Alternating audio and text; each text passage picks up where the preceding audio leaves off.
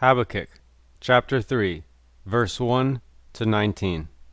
A prayer of Habakkuk the prophet, upon Shigionoth. O the Lord, I have heard the report of thee, and am afraid. O the Lord, revive thy work in the midst of the years. In the midst of the years make it known.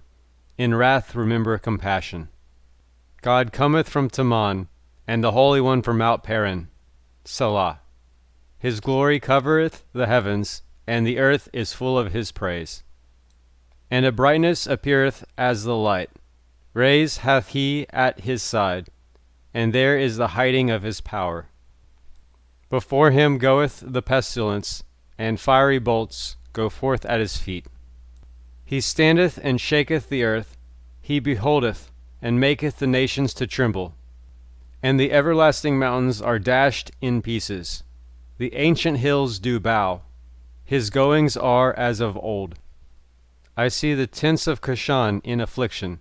The curtains of the land of Midian do tremble.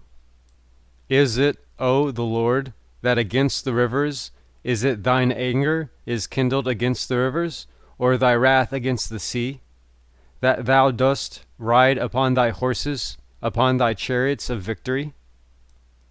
Thy bow is made quite bare. Sworn are the rods of the word. Selah. Thou dost cleave the earth with rivers. The mountains have seen thee, and they tremble. The tempest of the waters floweth over. The deep uttereth its voice, and lifteth up its hands on high. The sun and the moon stand still in their habitation, and the light of thine arrows as they go, at the shining of thy glittering spear. Thou marchest through the earth in indignation. Thou threshest the nations in anger. Thou art come forth for the deliverance of thy people, for the deliverance of thine anointed. Thou woundest the head out of the house of the wicked, uncovering the foundation even unto the neck.